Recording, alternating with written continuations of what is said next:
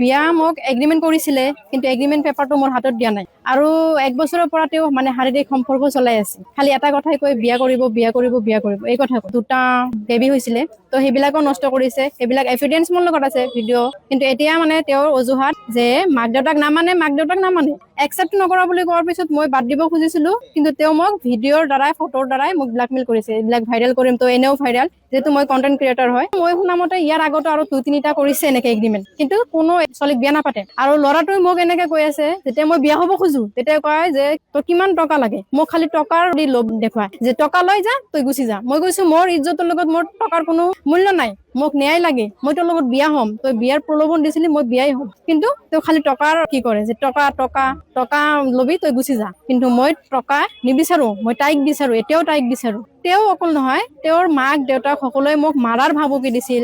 মই ঘৰ ভাড়া থাকিছিলো, তাৰে পৰা মোক বহুত হাৰাশাস্তি কৰি ওলাইও দিছিলে মোক। এতিয়ালৈকে সম্পৰ্ক আছে, কিন্তু আজি যিহেতু মই থানাত এজাহাৰ দিছো, তাৰপিছত গড়িয়া মৰিয়াৰ পৰা আৰম্ভ কৰি আমচু অভয়পুৰী ৰৌমাৰী যি সমাজত আছে তাতেও মই আবেদন জনাইছো। তেওঁ মোক বিয়া হোৱা বুলি গম পাৱাৰ পিছত তাৰমানে মোৰ লগত ইউজ কৰিলে। কিন্তু মই এতিয়া মহিলা অধ্যক্ষ সকলোৰে এজাহাৰ যে দিছো, মই এটাই, মই বিয়া হব কাৰণে দিছো, আৰু মই বিয়া হম। যদি বিয়া নকৰে মই ইহঁতৰ ঘৰৰ সন্মুখতে আত্মহত্যা কৰিম, কাৰণ মোৰ একোৱে নাই। তো মোৰ CM ছাৰৰ ওচৰত এটাই ৰিকুৱেষ্ট, মোক ন্যায় দিয়ক, কঠোৰ ব্যৱস্থা ল'ব লাগে। ৰেজিনা ইয়াছমিন, 1 বছৰৰ পৰা এটা ল'ৰাই মোক বিয়াৰ প্ৰলোভন দি সম্পৰ্কত জড়িত হৈছে। আফ্ৰিদি খান, ক্ৰীম বুলি মাতে সকলে, ক্ৰীম বুলি সকলে চিনি পায়। তেওঁৰ ঘৰ অভয়পুৰী ৰৌমাৰীত হয়, আৰু তেওঁৰ দেউতাকৰ নাম গোলাম হুছেইন খান, মাকৰ নাম আকলিমা খাতুন। বিয়া মোক এগ্ৰিমেণ্ট কৰিছিলে, কিন্তু এগ্ৰিমেণ্ট পেপাৰটো মোৰ হাতত দিয়া নাই। আৰু 1 বছৰৰ পৰা তেওঁ মানে শাৰীৰিক সম্পৰ্ক চলাই আছে। খালি এটা কথাই কৈ বিয়া কৰিব বিয়া কৰিব বিয়া কৰিব, এই কথা কয়। তো 4 মাহ আগত তেওঁৰ ঘৰত গম পাইছে, তেওঁৰ ঘৰত একচেপ্ট নকৰা বুলিও কৈছে।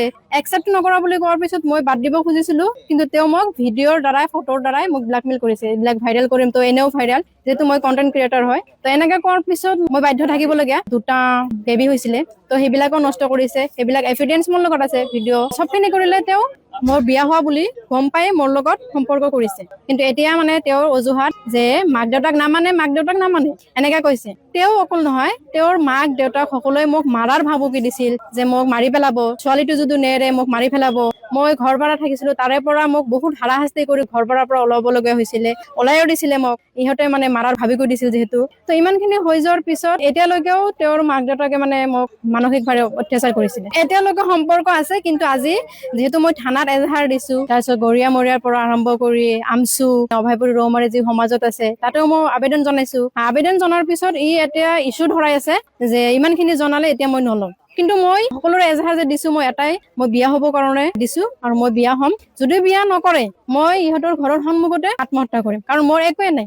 মূল সম্পদ ইজ্জত, মোৰ ইজ্জত তেওঁৰ হাতত। তেওঁ মোক বিয়া হোৱা বুলি গম পাৱাৰ পিছত তাৰমানে মোৰ লগত ইউজ কৰিলে। কিন্তু মই এতিয়া CM ছাৰকো মই আবেদন দাখিল কৰিছো, তাৰপিছত স্থানীয় থানা মহিলা অধ্যক্ষ ডাঙৰীয়া তেখেতকো দিছো। মই শুনা মতে ইয়াৰ আগতো আৰু 2-3টা কৰিছে এনেকে এগ্ৰিমেণ্ট, কিন্তু কোনো ছোৱালীক বিয়া নাপাতে। আৰু ল'ৰাটোৱে মোক এনেকে কৈ আছে, যেতিয়া মই বিয়া হব খোজো তেতিয়া কয় যে তোৰ কিমান টকা লাগে, মোক খালি টকাৰ দি লোভ দেখুৱাই, যে টকা লৈ যা তই গুচি যা। মই কৈছো মোৰ ইজ্জতৰ লগত মোৰ টকাৰ কোনো মূল্য নাই, মোক ন্যায় লাগে, মই তোৰ লগত বিয়া হম, তই বিয়াৰ প্ৰলোভন দিছিলি, মই বিয়াই হম। কিন্তু তেওঁ খালি টকাৰ কি কৰে, যে টকা টকা টকা লবি তই গুচি যা। কিন্তু মই টকা নিবিচাৰো, মই তাইক বিচাৰো, এতিয়াও তাইক বিচাৰো। তো মোৰ CM ছাৰৰ ওচৰত এটাই ৰিকুৱেষ্ট, মোক ন্যায় দিয়ক, কঠোৰ ব্যৱস্থা ল'ব লাগে।